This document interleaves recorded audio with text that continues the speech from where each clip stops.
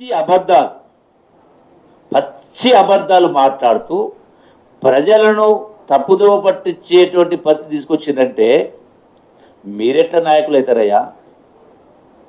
ఏ లెక్క ప్రకారం అంటే దీన్ని బట్టి నాకేమర్థమవుతుందంటే అంటే మళ్ళీ అది పోతే రాజకీయాలు జోలిపోవచ్చు కానీ అంటే 100% ఇక్కడ యాక్చువల్గా ఏదైతే అసెంబ్లీ సాక్షిగా ఇవి ఎంత నిజమో వీళ్ళు చెప్పినటువంటి 30 తులాల బంగారము 200 కోట్ల ఖర్చు ఎంత ఎంత నిజమో అసెంబ్లీ సాక్షిగా హరీష్ రావు చెప్పింది కూడా బీఆర్ఎస్ ప్రభుత్వము 4 లక్షల కోట్లే అప్పు చేసింది 3,50,000 కూడా మిగతా చేయలేదనేటువంటి మాటలు మాట్లాడినో అది కూడా వాస్తవం 8 లక్షల కోట్లు ఎత్తి మాట్లాడిన అంటే ఈ రెండింటిని కంపేర్ చేస్తే వీళ్ళు మాటలు మొత్తం కూడా బోగస్ అనేది దీని ద్వారా మరొకసారి రుజువైంది. ఆనాడు అసెంబ్లీ సాక్షిగా రుజువైంది, ఈనాడు వీళ్ళు దీని సాక్షిగా రుజువైంది. నేను మీ ద్వారా విజ్ఞప్తి చేస్తా ఉన్నా రాష్ట్ర ప్రజానీకానికి, నేను ఏ రోజు కూడా ఈనాటి వరకు గడచిన 25 సంవత్సరాల రాజకీయ జీవితంలో ఏ రోజు కూడా ఉన్నది లేనట్టుగా లేని ఉన్నట్టుగా ఒక్క మాట కూడా మాట్లాడలే, ఒక్క అబద్ధం కూడా చెప్పలే. నా నైజం అది కాదు.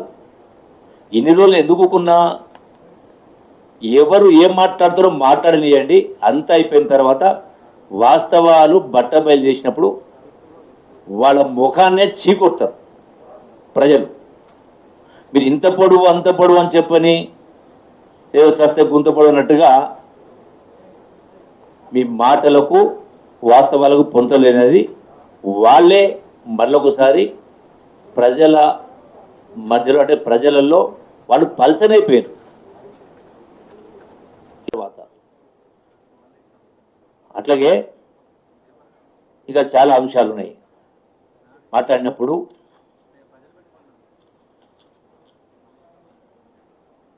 చూసిన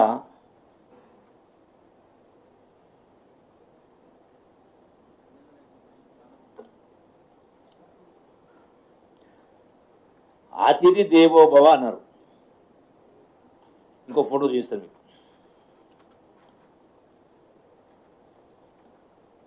ఇక్కడ పేపర్ మీద చదవాలనా? నమస్తే తెలంగాణలో అంటే ఒక మహిళ ఒక ఈ మిస్ వరల్డ్లో పాల్గొన్నటువంటి ఒక మహిళకు చెంపుతో కాళ్ళు కడుతున్నాడు కనపడతా ఉంది. నేను దాచిపెట్టలేను. మొత్తంగా అక్కడికి 33 మంది వెళ్తే 32 మంది వాళ్ళ కాళ్ళు వాళ్ళే గడుక్కున్నారు, ఎవరు గడగలే. ఒక ఆమెకు చెంపిచ్చింది. ఈమె ఆ మహిళా సంఘంలో ఉంటే చిన్న ఎవరో మహిళ చెంపిస్తే ఆమెకేమో అర్థం కాక చూస్తూ ఉన్న సందర్భంలో అంటే కొందరు తెలియదు కూడా, అంటే మన సంప్రదాయ సంస్థ తెలియదు. అప్పుడు ఆ టైంలో అక్కడ ఉన్న మహిళ చెంబుతో కాళ్ళు కడిగింది. అంటే ఇది ఒక సంఘటన. ఇదేదో మొత్తం టోటల్గా తెలంగాణ సంస్కృతిని మొత్తం తాకట్టు పెట్టిండ్రు, కాళ్ళు కడిగిండ్రు అనేటువంటి మాట మాట్లాడితే ఈ అంశాలు చూపించి మరి గొప్పగా చదివినటువంటి ఐఏఎస్ అధికారి కేసీఆర్ కాళ్ళు కడిగినప్పుడు కాళ్ళు కడగమని చెప్పిండు ఆ కేసీఆర్ వెంకటరామరెడ్డికి? ఒక ఐఏఎస్ ఆఫీసరు రాష్ట్ర ప్రభుత్వ ఉన్నతాధికారి కేసీఆర్ కాళ్ళు కడిగినప్పుడు చెప్పిండా కేసీఆర్ కాళ్ళు కడగమని? రాష్ట్ర ప్రభుత్వం చెప్పిందా? ఆమెకేమో తెలియక ఈమెనేమో ఓ మహిళ అమాయకత్వం. గ్రామాలకు వెళ్ళినప్పుడు మేము ఎన్నోసార్లు చూసాం. మేము వాళ్ళని ఓదారుస్తూ ఉంటే చాలా సందర్భాల్లో కొందరు వచ్చి బలవంతంగా కాలు మొక్కే కార్యక్రమం చేస్తారు. అంటే అది అమాయకత్వం కావచ్చు, తెలియంతనమో పేదరికమో వ్యవహారం కింద తెలియకనో దీన్ని పట్టుకొని ఇది ఇంత గొప్పగా ఘనంగా నిర్వహించినటువంటి యొక్క కార్యక్రమాన్ని ఏ విధంగా ప్రజలలో పలుచన చేయాలనే ప్రయత్నంలో బాగా చేసేది కాకుంటే ఇంత దుర్మార్గంగా మాట్లాడతారా? అసలు మీరు మనుషులేనా? ఇదే తమిళనాడులో చాలా సందర్భాల్లో రాష్ట్ర ప్రగతి కోసం అన్ని పార్టీలు ఒకటే చేసే కార్యక్రమం చేస్తారు, సహకరిస్తారు. ఇంత గొప్పగా ఎన్నో రాష్ట్రాలు పోటీ పడ్డాయి ఈ యొక్క ఈవెంట్ను నిర్వహించడం కోసం, ఎన్నో దేశాలు పోటీ పడ్డాయి. అటువంటిది మన రాష్ట్రానికి వచ్చినప్పుడు ఎందుకోసం ఇది? తెలంగాణ టూరిజం ప్రమోషన్ కోసం, తెలంగాణ టూరిజం ప్రమోషన్ కోసం చేసే కార్యక్రమం. ఇలా ప్రపంచాన్ని ఇక్కడ రప్పించి అతి తక్కువ అసలు ఖర్చు లేకుండా చేసినప్పుడు మరి వీళ్ళు ఏ విధంగా విమర్శిస్తూ ఉన్నారు? నేను వీళ్ళని ప్రశ్నిస్తూ ఉన్నా, బీఆర్ఎస్ నాయకుల్ని, మాట్లాడిన వాళ్ళను. 2016-17 సంవత్సరంలో ఈ టూరిజం ప్రమోషన్ కోసం 27,84,00,000 ఖర్చు పెట్టింది. ఒక సంవత్సరము టూరిజం ప్రమోషన్ కోసం బీఆర్ఎస్ ప్రభుత్వంలో 27,84,00,000 టూరిజం ప్రమోషన్ కోసం ఇతర దేశాలకు పోయి కావచ్చు, టూరిజం దానికి సంబంధించి 2017-18లో 19 కోట్లు ఖర్చు పెట్టిండ్రు.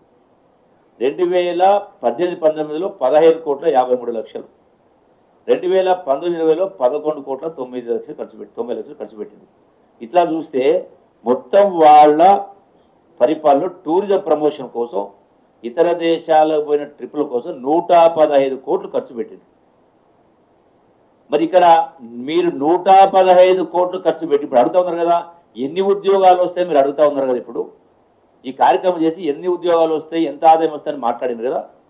మరి మీరు ఇన్ని సంవత్సరాలు ఇంత ఖర్చు పెట్టి ఎన్ని ఉద్యోగాలు తెచ్చిండ్రు? ఎంతమందికి ఉపాధి కల్పించిండ్రు? మీరు అడిగిన ప్రశ్న నేను అడుగుతా ఉన్నా కదా. అంటే ఇది ఒక్క రోజులో వచ్చే రిజల్ట్ కాదు. అంటే టోటల్గా ఇంత గొప్ప మనకున్నటువంటి వనరులు కావచ్చు, మనకున్నటువంటి దేవాలయాలు కావచ్చు, కట్టడాలు కావచ్చు, ప్రాచీన శిల్ప సంపద కావచ్చు, హెరిటేజ్ బిల్డింగ్స్ కావచ్చు, వీటన్నిటి కూడా ప్రపంచ దృష్టిని ఆకర్షించే కార్యం చేస్తాను. నిన్న గవర్నర్ గారి దగ్గర వారు హై టీ అరేంజ్ చేసింది. అక్కడ ఏదైతే 7 ఖండాల వాళ్ళు, కాంటినెంట్స్ వాళ్ళు అందులో పాల్గొన్నారు. వాళ్ళు చెప్పింది అక్కడ వాళ్ళకేమైతే ఆ సోషల్ మీడియా ఏంటది, ఇన్స్టాగ్రామ్లో పోస్ట్ చేస్తే వాళ్ళ దేశాల నుంచి వందల రెస్పాన్స్ వస్తూ, అరే ఇంత బాగున్నాయా, మేము కూడా వస్తాం, మేము కూడా చూస్తాం అనే కింద వాళ్ళకు వస్తున్న రెస్పాన్స్. ప్రపంచ మీడియా మొత్తం ఇక్కడికి వచ్చింది కదా. ఇక్కడ మనం ఒకటి కాదు, రెండవది మన కల్చర్తో పాటుగా ఈ యొక్క ఏర్పాటు చేయడం వల్ల వాళ్ళకి ఏమేమి చూపించినాం అంటే, ఎవరైతే పేదవాళ్ళు చిన్న చిన్న పనులు చేసుకుంటారు, సపోజ్ హ్యాండీక్రాఫ్ట్స్, చిన్నవాళ్ళే కదా వాళ్ళు, రోజు వాళ్ళ యొక్క జీవన భృతి కోసం 100 రూపాయలు 500 సంపాదించుకునేవాళ్ళు, వాళ్ళు తయారు చేసినటువంటి ఈ బిద్రీ వర్క్స్ కావచ్చు, సిల్వర్ ఫిలిగ్రీ కావచ్చు, పోచంపల్లి హ్యాండ్లూమ్స్ కావచ్చు, గద్వాల్ శారీస్ కావచ్చు, నారాయణపేట శారీస్ కావచ్చు, గొల్లవాళ్ళ శారీస్ కావచ్చు, అగ్గిపెట్టెలు పట్టేటువంటి శారీస్, దానిలో అంటే ఇవన్నిటిని కూడా, అట్లాగే చేరియాల్ పెయింట్స్ కావచ్చు, పాటరీ కావచ్చు, వీటన్నిటిని తీసుకుపోవడం వలన వాటిని పబ్లిసిటీ అయ్యి వాళ్ళ వస్తువులకు గిరాకీ డిమాండ్ క్రియేట్ కావడం జరిగింది. ఆ వచ్చిన వాళ్ళు కొందరు వాళ్ళు కొనడమే కాకుండా 1 రూపాయి వాళ్ళ ఖర్చు కాకుండా వాళ్ళ వస్తువుల్ని, వాళ్ళ ఉత్పత్తుల్ని మార్కెటింగ్ రాష్ట్ర ప్రభుత్వం ఈ ఈవెంట్ ద్వారా మార్కెటింగ్ చేసే ప్రయత్నం చేసినాం. అంటే అట్లనే ఈరోజున మనకు సంబంధించినటువంటి ఆహారానికి సంబంధించి అంటే hotel industry promotion, Hyderabad biryani కావచ్చు, రకరకాల క్యూజిన్, అంటే వాటన్నిటి కూడా రుసులు చూసి ఒక వాళ్ళ సంతోషాన్ని వ్యక్తం చేయడం జరిగింది. సో అది కూడా మార్కెటింగ్, ఇవన్నీ కూడా ప్రచారం జరుగుతూ ఉంది. సో వాళ్ళకు కూడా అది అట్లనే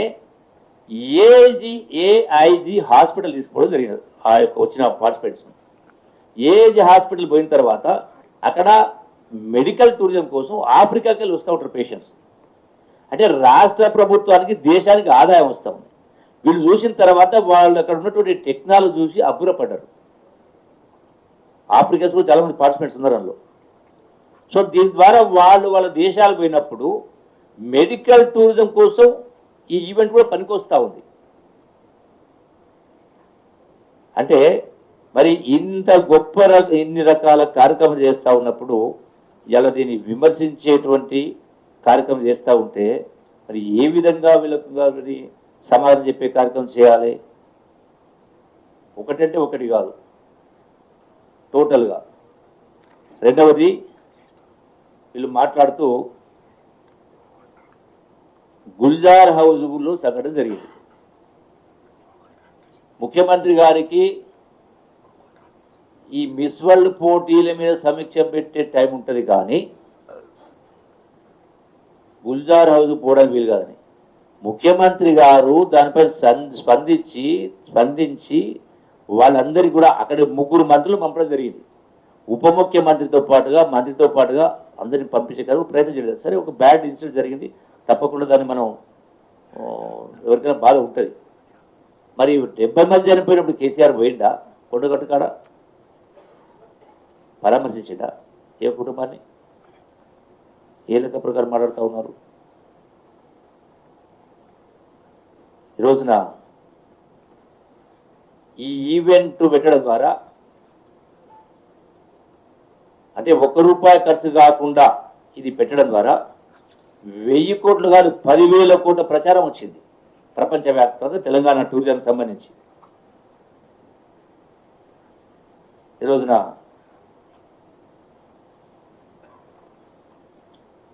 మరి నేను అడుగుతా ఉన్నా, ఈ రోజున ఇక కొన్ని చూపించారు, ఇంతకుముందు చెప్తే కదా చౌమాల ప్యాలెస్ గురించి కొన్ని ఫొటోస్ పెట్టింది. అంటే వాళ్ళు చూపించిన దానిలో ఏది తులం బంగారం కాళ్ళు గడిగింది, ఇంకొకటి బానిసలుగా మారిన మోడల్స్ని మాట్లాడతారు. ఇక్కడ